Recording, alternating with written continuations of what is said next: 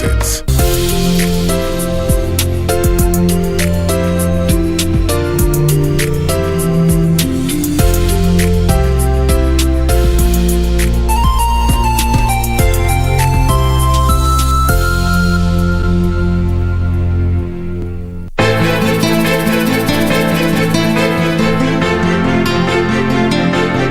Najua kwamba leo yuko hai, nina imani kwamba leo yuko hai. Mama yuko hai. Go pack your stuff. We are leaving. I don't leave mama alone.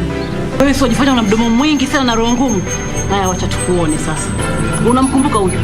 Na sijui kwa nini nazidi kunilaumu kwa sababu wewe binafsi wako. Hadi. Na kama ni kazi ndogo, mbona wewe uko chini? Hebu toka hapa. Ngoja kufa kisoja.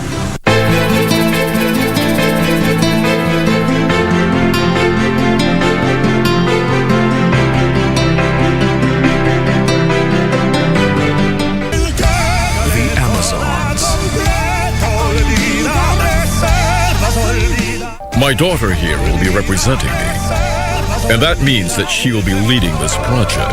Up here right now, or I will throw you out myself. No. I hope those two kill each other. Please. You really want us to make one last effort to be a family? You need to explain to me what you're talking about. Might know the truth, and he might know that I'm here to get my revenge on Victoriano because of...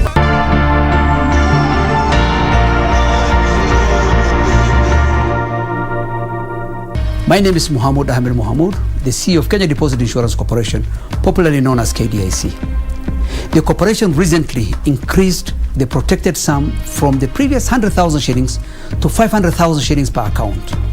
This is the highest in sub-Saharan Africa. In effect, the corporation now covers 99% of the depositors in the unlikely event of a closure of a bank. So KDIC encourages the depositors to continue doing business with our banks that are strong and resilient. Be sure, check out for a KDIC sticker in your banking hall. KDIC, protecting your deposits.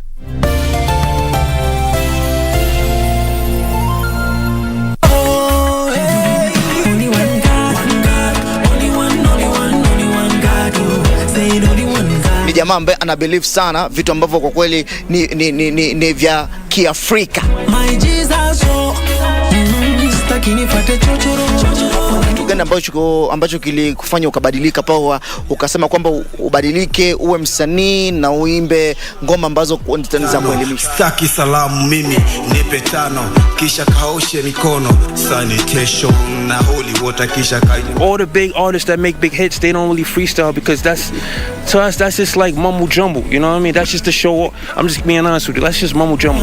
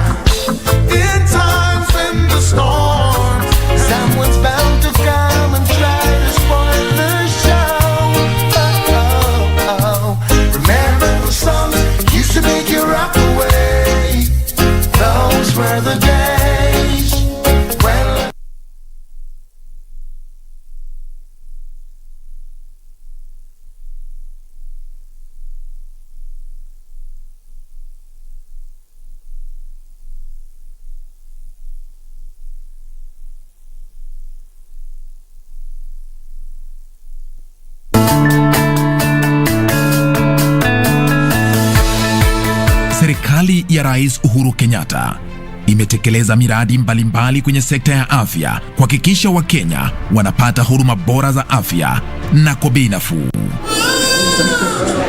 Wiki hii kwenye Project 254. The Kenya we want is one in which no Kenyan should leave the country so as to receive the medical care they require. Kila mtu amefahamu kuna linda mama na anakuja hospitalini na anasaidika hapa. Ikiwa ni operation ni bure. Ikiwa atazaa mwenyewe pia ni bure. Hakuna mtu anafaa kukosa kupata huduma ya afya akienda kwa hospitali ya serikali.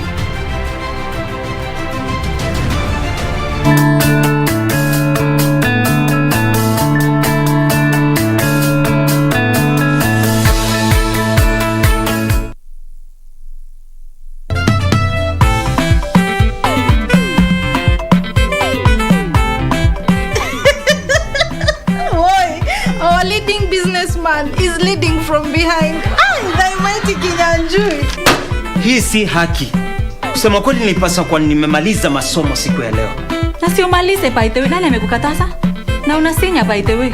I Theophilus Atito from Kisumu City, the land of the great people.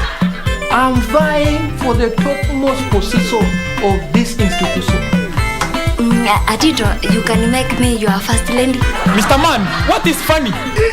Nothing. I just wanted to know how it feels to have a trunk. Classmates, every Saturday on KBC.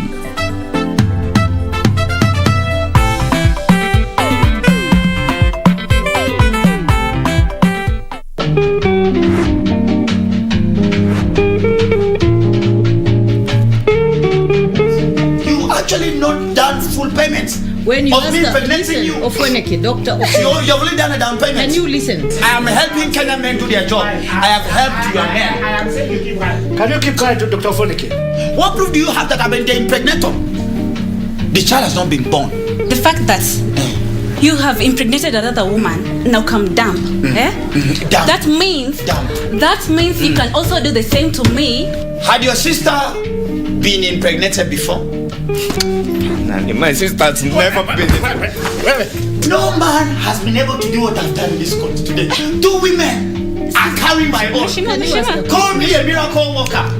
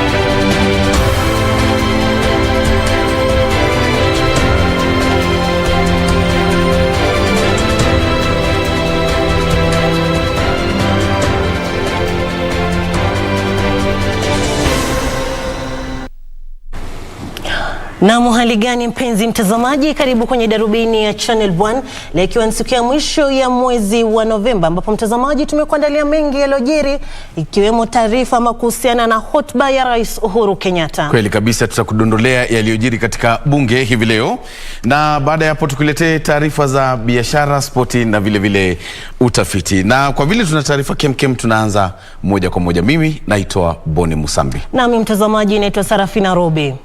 Tukianza ni kwa Rais Uhuru Kenyatta amesema Kenya ilipata pigo kubwa baada ya mpango wa maridhiano wa BBI kukataliwa. Akitoa hotuba yake ya 8 kwa taifa, Rais Kenyatta amekariri mafanikio ambayo taifa hili lingepata, ambayo ni pamoja na nyongeza ya rasilimali zilizotengewa maeneo ya kaunti hadi shilingi bilioni 500, kupanua serikali kuu na kushirikisha wanawake bungeni kwa zaidi ya 40%. Rais amesema inasikitisha kuwa mswada huo ulioidhinishwa na Wakenya milioni 5 ulikataliwa na watu wachache wanaohudumu mahakamani, lakini hata kosa kukumbusha taifa hili kuhusu mafanikio yaliyopotezwa baada ya kukataliwa kwa mswada huo. In missing the First Amendment to the 2010 Constitution, Kenya missed the possibility to increase the minimum county allocation from the current 15% to 35%. Had this amendment been adopted, counties would have by law received Kenya shillings 562 billion instead of the 316 billion allocated to them in the 2020-21 budget. And the logic here was to ensure that if we percolate the proposed 35% of our national revenues to counties, women should be at the center of decision making on how this revenue is utilized. But honorable members, this did not happen. Na tukisalia hapo mtazamaji, ni kwa Rais Uhuru Kenyatta amesema Kenya inaweza kupiga hatua kubwa kimaendeleo iwapo itaweza kukabiliana na kero la ufisadi. Naam, Rais alisema kuwa nchi hii inapaswa kuiga mataifa yenye viwanda vingi vya bara Asia, kama vile bara Asia kule waliopiga hatua kubwa kiuchumi katika muda wa chini ya miaka 30. Katika kuafikia lengo hilo, Rais alisema serikali yake imezindua miradi kadhaa ya kustawisha na kuboresha uchumi wa taifa hili. It took England 200 years to industrialize. It took the United States of America 160 years and Japan 110 years. However, we look not to these nations but to China, which has compressed their progressive economic change experience by these countries into a single generation. Instead of taking the 200 years it took England to industrialize, China took only 25 years. Similarly, the 4 Asian tigers of Hong Kong, Taiwan, Singapore, and the Republic of South Korea took 25 years to industrialize instead of the hundreds of years it took others. And that is why their accelerated growth was called the Asian miracle. The secret to these miracles was acceleration.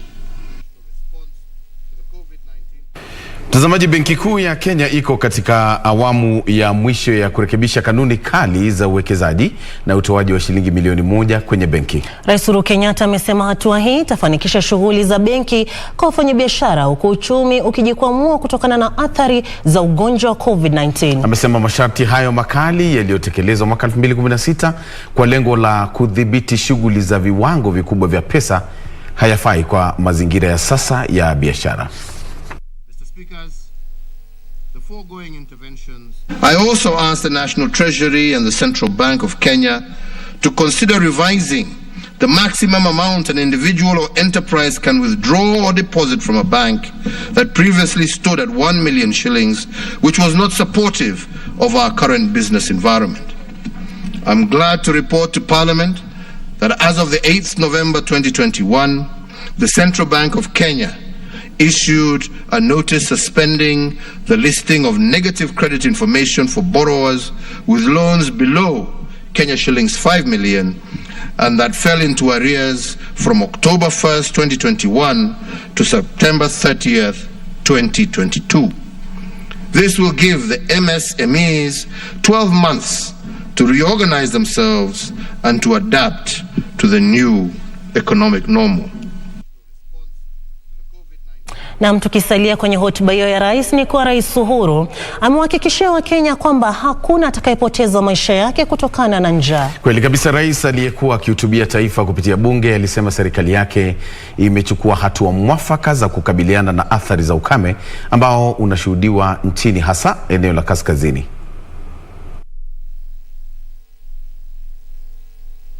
The government will continue to support all vulnerable households and will endeavor to ensure that notwithstanding the severity of the winds of drought, that no Kenyan will die of hunger. As we respond to the current drought, we have commenced with a livestock offtake program and initiated support to the affected citizens in a dignified manner through the cash transfer system, which is a cash transfer system of stipends to affected families that replaces the dignity of having to queue for the distribution of food portions. In addition, investment in community-based resilience and drought preparedness projects has also been accelerated through the support of the national as well as county governments, as well as our development partners. The aim of this investment is to improve the livelihoods of vulnerable households by diversifying their livelihoods. Sarafina, kazi ya urais si rahisi. Umeona Mheshimiwa Rais amesimama alivyosoma hotuba. Kaimumunya hapo mpaka akasema nimechoka. Zaidi ya saa moja kama amesimama. Zaidi ya saa 2. Akasema nimechoka mimi. Akafika mahali akawa anasema tu we will provide that and other manenos kama hiyo. Ndio rais wetu, Rais Uhuru Kenyatta. Mtazamaji, tutaendelea kukudondolea hotuba hiyo, lakini kwa sasa tunachukua mapumziko mafupi sana. Tunarejea na taarifa zaidi.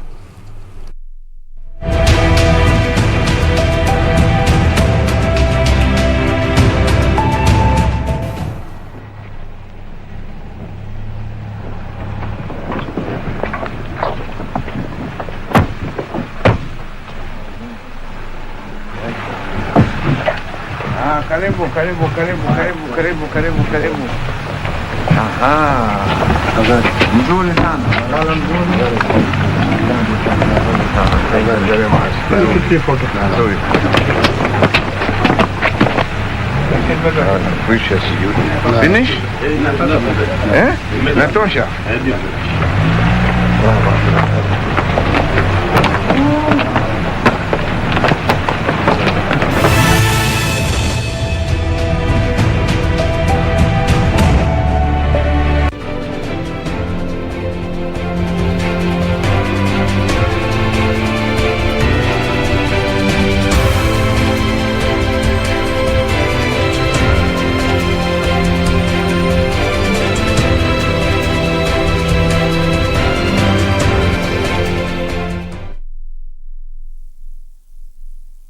Ili kupata sikiza tune hii ya Romans chapter 8 verse 39, bonyeza star 811 star 965 hash.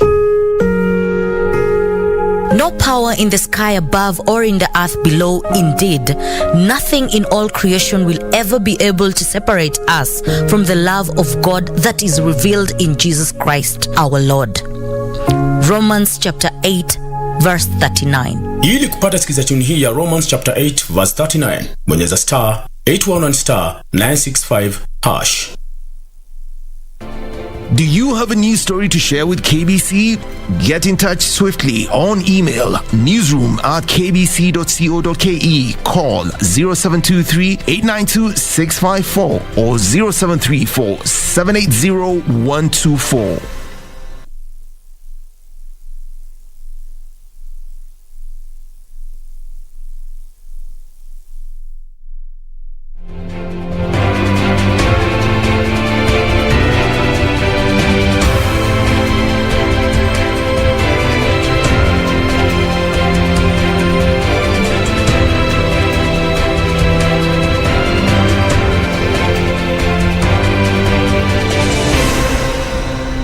Hii ni Darubini ya Channel 1 awamu ya pili, ukiwa nasi Sarafina Robi hapa na mimi Boni Musambi na mtangazaji wetu wa ishara ambaye ni Wangeshi. Basi tukiingia katika awamu ya pili, kiongozi wa chama cha ODM Raila Odinga amesema iwapo atachaguliwa kuwa rais mwaka 2022, basi lengo lake kuu ni kutengea rasilimali zaidi maeneo ya kaunti ili kuimarisha ukuaji wa uchumi wa taifa hili. Raila amesema ugatuzi umewezesha Kenya kuwa na fursa zaidi. Raila ambaye amekutana na zaidi ya wajumbe 200 kutoka kaunti ya Mandera amesema Kenya sasa inashuhudia mabadiliko kutokana na mfumo wa ugatuzi. Katiba mpya imeleta huru kwa Wakenya, sivyo? Mungu sasa na sikele yenu wenyewe, pesa inatoka Nairobi inakuja moja kwa moja kwa hazina ya serikali ya kaunti hapo, na nyinyi wenyewe pale ndio mnaamua vile hiyo pesa zitatumika huku kwenu. Sasa mnaona baada ya miaka 50 na kitu sasa Mandera iko na lami, lakini tu hii muda mfupi ambaye ugatuzi imekuja imebadilisha mambo. Raila amewahimiza wajumbe hao kuunga mkono azma yake ya kugombea urais, akisema yeye ndiye yuko katika nafasi bora zaidi ya kuboresha ugatuzi. Mbunge wa Suna Mashariki Junet Mohamed alipongeza Raila Odinga kwa kupigania haki za Wakenya, huku akiitaka tume huru ya uchaguzi na mipaka kuhakikisha uchaguzi mkuu ujao utakuwa huru na wa haki. Safari hii nataka mchunge hiyo kura, mpige kura kwa fujo, kwa sababu mwenye macho aambiwi tazama, mwenye masikio aambiwi sikia. Serikali ambayo inakuja inshallah kwa mapenzi ya Mwenyezi Mungu ni serikali ya Baba Raila Amolo. Katibu mkuu mwandamizi katika Wizara ya Elimu Hassan Nur Hassan, ambaye ameonyesha nia ya kugombea kiti cha ugavana cha kaunti ya Mandera kwa tikiti ya chama cha ODM, alimpongeza Raila kwa juhudi zake za kuhimiza amani hapa nchini. Tumeelewana? Asante sana. Amani tuliyopata wakati huo, Mwenyezi Mungu ametupatia amani, ilitokana na juhudi yake. Hata sio Kofi Annan. Kofi Annan amekuja kutembea tu, lakini yule mtu ambaye ameweka sahihi ya kuleta amani alikuwa ni yeye. Nikiripotia Darubini, mimi ni Fanuel Werunga. Msajili wa vyama vya kisiasa Anderito ametoa wito kwa wanawake wanaotafuta nyadhifa za kuchaguliwa kwenye uchaguzi mkuu ujao kujifahamisha kuhusu kanuni mbalimbali ili wasije wakafungiwa nje. Nderitu amesema kanuni mpya imewekwa ambayo itawazuia wale watakaoshindwa kwenye shughuli za uteuzi kugombea kama wagombeaji huru. Na makiongea kwenye kongamano lililoandaliwa na shirika la Eco Network Africa, Nderitu alisema inasikitisha kuwa wengi wa wale wanaotafuta maelezo kuhusu uchaguzi katika afisi yake ni wanaume. Akihutubia kongamano ni hilo, afisa mtendaji wa shirika hilo la Eco Network Africa Daktari Jennifer Riria alisema shirika hilo litasaidia kukuza uwezo wa wanawake wanaotafuta nyadhifa za kuchaguliwa ili waweze kustahimili hali ngumu ya kisiasa. We are going to try our level best to ensure that every person who come out to vie for election will actually have that opportunity and be supported within the law to do that and to feel that he's actually running for a post with a lot of support from us. The women's agenda is one: to position themselves in the democratic processes and in the spaces where they can be heard. I have learned that I need to take that step so that I can be able to go to the office of the Register of Political Parties. I go and get this information for myself, and I'll be able to share this information with other women. Tujitokeze kama wamama. Mapati wanasema wanawake hawamo, lakini tujitokeze wanawake, tusiwe waoga wa kwenda kusimama kuhania kiti. Tunahitaji wanawake wengi sana katika siasa. Ndio. Na wagombee na wapigiwe kura ikiwezekana. Kabisa. Kwa sababu tunahitaji ni viongozi wazuri sana. Mimi husema kwamba ukiwa mikononi mwa mama uko salama sana zaidi. Ndio hivyo. Naam, Rais Uhuru Kenyatta anatarajia sekta ya utengenezaji bidhaa humu nchini kuwa nguzo muhimu zaidi ya ukuaji wa kiuchumi kwa kutilia maanani vishawishi ambavyo vimetolewa na serikali. Aidha, Rais Kenyatta alifafanua kwamba zaidi ya nyumba 1186 zenye gharama nafuu zimejengwa katika muda wa miaka 4 iliyopita na kwamba serikali imeanzisha kampuni ya utoaji mikopo kwa wanunuzi wa nyumba ili kuwafaidi na viwango vya riba vya chini ya 10%.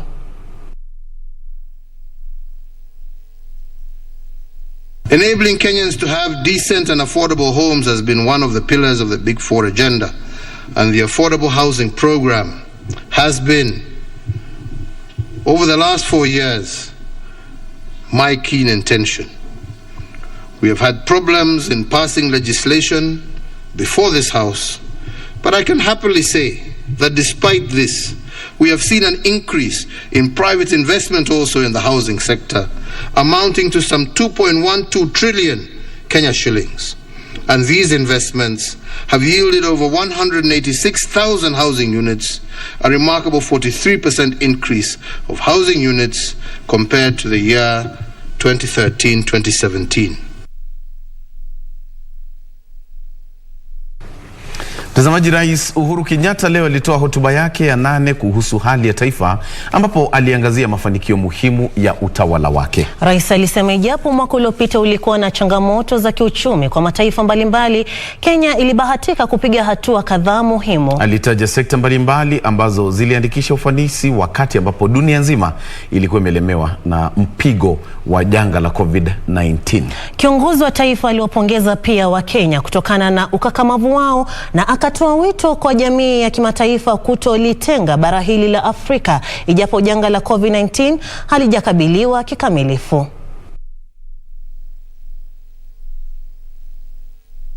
That depending on what you focus on in a crisis, you can either emerge triumphant or indecisive out of fear and despair. In other words, a crisis is indeed all about choices. Those who choose danger and fear do not survive. Those who see the crisis through the lens of opportunity develop resilience and are able to build back better.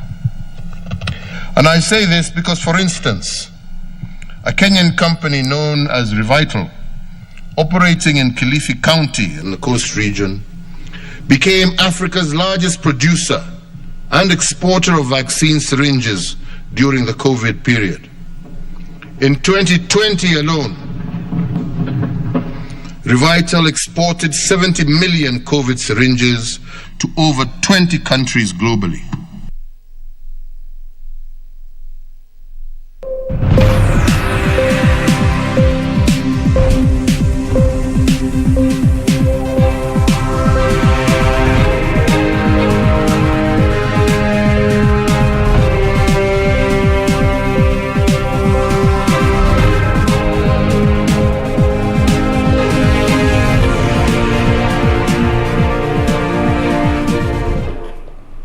Mtazamaji, sasa karibu kwenye safu ya biashara. Wakenya huenda wakapata afueni ya kupunguzwa kwa viwango vya riba vinavyotozwa mikopo inayotolewa kupitia simu za rununu iwapo mswada wa marekebisho ya sheria za Benki Kuu ya mwaka 2012 utaidhinishwa. Gavana wa Benki Kuu Dr. Patrick Njoroge alisema benki hiyo inalenga kuhakikisha kwamba riba inayotokana na mikopo hiyo inapungua. Hayo na mengine mengi yanajiri kwenye mseto wetu wa habari za biashara.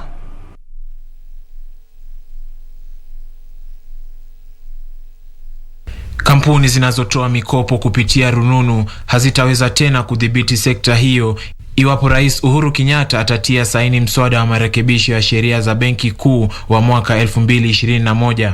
Mswada huo uliopitishwa na bunge majuma kadhaa yaliyopita unatoa mamlaka kwa Benki Kuu kudhibiti kampuni hizo ambayo sio benki. Mswada huo uliopitishwa na bunge majuma kadhaa yaliyopita unatoa mamlaka kwa Benki Kuu kudhibiti kampuni hizo ambazo sio benki. Gavana wa Benki Kuu Daktari Patrick Njoroge alisema benki hiyo itahakikisha kuwa viwango vya riba vinavyotozwa na kampuni hiyo ni vya nafuu. Wakati huo huo, bei ya baiskeli inayotumia nguvu za umeme bado ni ghali kutokana na gharama ya juu ya vipuri vyake. Hayo ni kulingana na kampuni zinazouza baiskeli hizo nchini ambazo zinasema sera mwafaka zinastahili kubuniwa kukabiliana na tatizo hilo la gharama ya juu na kuwezesha taifa hili kutumia mbinu za uchukuzi ambazo haziathiri mazingira. Right now there is no policy or legislation on these kind of assets. We are hoping that alongside the Kenyan government and other policymakers, we are able to come up with a policy that allows, first of all, importation of these bikes to go down. Right now it's about 25%, so we're hoping to bring it down to about 10, like a normal bike. Kwengineko, kituo cha kushughulikia na mabaki yanayotokana na matumizi ya umeme na vifaa vya umeme kinapania kuzindua vituo 6 vya kukusanya mabaki yanayotokana na matumizi ya vifaa vya dijitali. Afisa mkuu wa kituo hicho Boni Mbithi alisema hatua hiyo itasaidia kubuni nafasi 2,000 za ajira nchini katika kipindi cha miaka 3 ijayo. The next few weeks we are creating new centers across the country. So we'll have a new center in Mombasa, we'll have a new center in Nakuru, we'll have a center in Kisumu. So this is part of our expansion plan and also to create jobs. We are looking at creating over 2,000 jobs in the next few months. Takriban tani 51,000 za mabaki hayo hutolewa nchini kila mwaka, lakini ni 1% pekee ya mabaki hayo ambayo hukusanywa.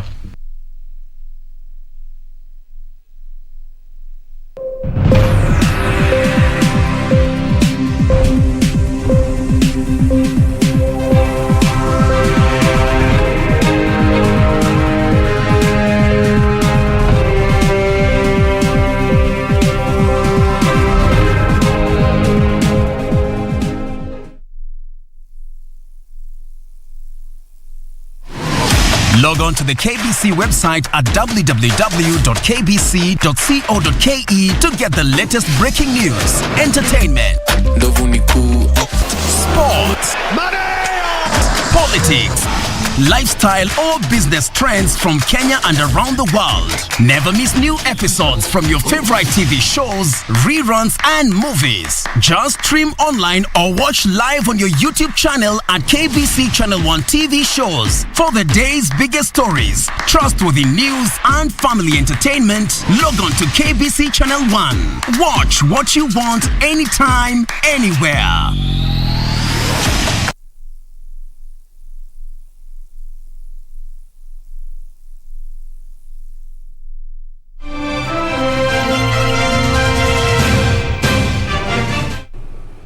Karibu sasa mtazamaji, tuelekee viwanjani. Kama kawaida, wengi wananiita Karanja Devi na mukipenda KD. Shirikisho la riadha humu nchini leo liliandaa mkutano wa washikadau kutoka kaunti ya West Pokot katika uwanja wa Kishaunet mjini Kapenguria. Msururu wa mikutano hiyo ulioanza mwezi uliopita mjini Ngong unanuia kutambua masuala muhimu yanayoathiri wanariadha wa humu nchini. Washikadau waliozungumza katika mkutano wa leo walilalamikia ongezeko la utekelezaji wa wanariadha katika ngazi za kaunti na kitaifa. Mwanariadha wa mbio za masafa marefu Peter Gushu alieleza kuwa wanariadha wengi wameanza kuhamia nchi jirani ya Uganda kutokana na mazingira bora nchini humo. Gushu aliongeza kusema kuwa wanariadha wa Kenya waliohamia nchini Uganda wamekuwa wakipokea usaidizi unaohitajika. Wanariadha ambao pengine wanawakilisha nchi wakikuja Kenya hawatambulikani. Ukiona kama wanariadha ambao hivi majuzi wameshindia medali nchi ya Uganda, wametambulika vizuri. Hata mtu anapewa Range Rover, anasawadiwa nyumba kubwa, na hiyo sisi kama wanariadha wa Kenya hatujaona hiyo. We have developed an eligibility form or a commitment form. If Mr. X wants to organize an event, the first step that he is supposed to do is to get that form. Mwanariadha wa mbio za marathoni Gladys Kiprotich aliongeza kuwa licha ya hali nzuri na vipaji tele, ukosefu wa vifaa vya kisasa unaendelea kuwa vikwazo. Walianza uwanja wakachimba hivi na sikasanyiwa mchanga, ikakaa muda ikakuja kulepolaiziwa, lakini hatujaona usaidizi wote mpaka sasa. Mkazi huyo wa Elgeyo Marakwet alitoa changamoto kwa shirikisho hilo kuwatunuku wanariadha zaidi wakati wa msururu wa mbio za kitaifa. Kongamano la mwisho litaandaliwa Kapsabet, kaunti ya Nandi, siku ya Jumatano. Daniel Mwendwa, Darubini, michezo. Waliokuwa mabingwa wa ligi kuu ya soka humu nchini Gor Mahia walirejea humu nchini leo baada ya kucheza mechi ya mwondoano ya mkondo wa kwanza ya kufuzu kwa kombe la shirikisho barani Afrika, ambapo walipoteza 1-0 dhidi ya AS Otoko ya Kongo siku ya Jumapili. Hata hivyo, msimamizi wa michezo timoni Lodvik Aduda alifichua kuwa Jules Ulimwengu na John Masharia hawakusafiri na kikosi hicho baada ya kudhibitishwa kuambukizwa virusi vya corona, na kwa sasa watalazimika kujitenga kwa siku 8 ili waruhusiwe kurejea humu nchini. Mechi ya mkondo wa pili itaandaliwa tarehe 5 mwezi Disemba katika uwanja wa taifa wa Nyayo hapa jijini Nairobi.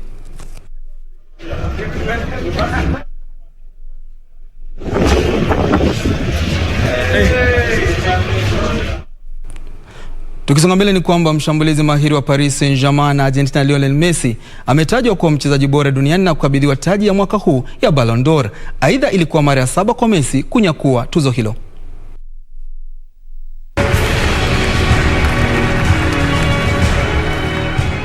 Messi alitunukiwa taji hilo kutokana na weledi wake wa kuisaidia Argentina kunyakua kombe la Copa America huku akifunga mabao 40 mwaka huu.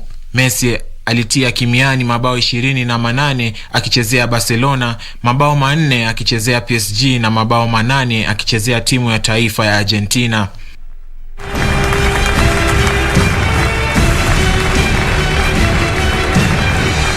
Enhorabuena, lo mereces. Robert Lewandowski alinyakua taji la mshambulizi bora huku akichukua nafasi ya pili, naye Jorginho aliridhika na nafasi ya tatu. Wakati huo huo, mlinda lango wa Italia Gianluigi Donnarumma alitajwa kuwa mlinda lango, huku kilabu cha Chelsea kikitajwa kuwa kilabu bora mwaka huu.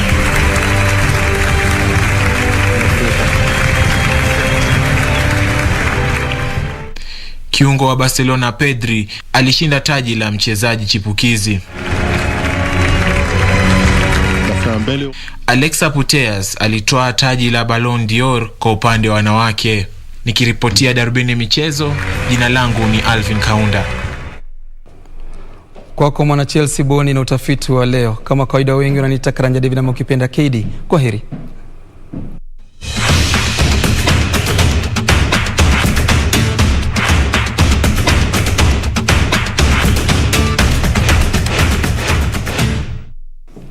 Mtazamaji, najua kwamba nilikuwa nizungumzie masuala ya masikio leo kwa mara nyingine tena. Lakini sasa kuna utafiti nilikuwa nafanya leo asubuhi kwenye Radio Taifa, na mashabiki wangu wakaniambia kwamba yule mtu ambaye nilimzungumzia pale, ambaye ndiye huyu, wangependa kumwona leo jioni wakati wa Darubini. Sasa utafiti ambao nilizungumza leo unamhusu Tabule Rochero. Bwana huyu ni msanii wa nyimbo za rumba kama Muzina Bitata, Ebi Mwana, Ebi Pepe Santu, Muzina Bitata Nzambio, ya Muzina. Sasa alifariki tarehe kama ya leo mwaka 2013, Mungu ailaze roho yake mahali pema peponi. Lakini baada ya kufariki ikabainika kwamba alikuwa na watoto 102. 102 ndio aliacha hapa duniani. Wengine Ubelgiji, wengine Afrika, wengine Ufaransa na kadhalika. Ndio hali ya maisha hiyo. Kwa hivyo tunamsherekea Tabule, lakini ni maajabu hayo ya maseleb. Sarafina. Umesikia maseleb vile ndio alikuwa kama akukudenja. Au alikuwa zaidi. Alikuwa zaidi kabisa. Alafu nimesikia unaweza kama msanii umeimba.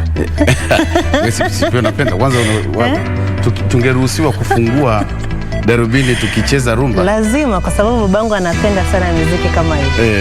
Kweli kabisa. Jamaa alitoa muziki vitamu, Maze, Ibeba na vingine vikali kabisa. Basi tunakomea hapo kwa leo. Tukutane tena wiki ijayo panapo majaliwa yake Mwenyezi Mungu.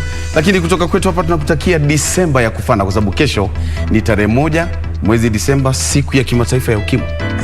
Ambayo ni kesho inshallah. Bila shaka mtazamaji, nami nimekuwa msomaji wako Sarafina Robi. Mwenzetu wa ishara amekuwa ni Anwangeshu. Kuwa na usiku mwanana na Disemba nzuri.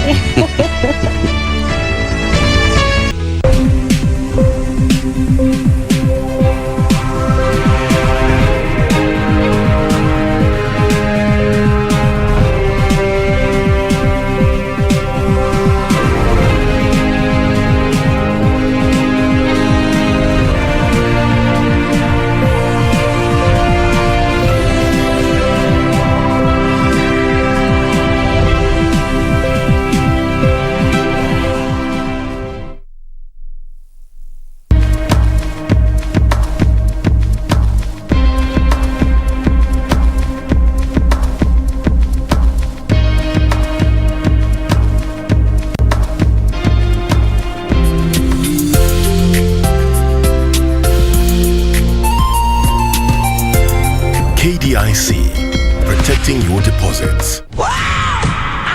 This festive, choose joyful time. Get this done. Anytime. So good. Choose fist pumping. So good. I got you. Heart thumping. I feel nice. Choose drama for days. And your stories. Choose joy. Choose an HD decoder, dish kit plus 1 month DSTV access for only 2,999 shillings and enjoy every moment with DSTV. The Amazons. My daughter here will be representing me, and that means that she will be leading this project. Up here right now, or I will throw you out myself. No. I hope those two kill each other. Please. You really want us to make one last effort to be a family. You need to explain to me what you're talking about. Might know the truth, and he might know that I'm here to get my revenge on Victoriano because of what he...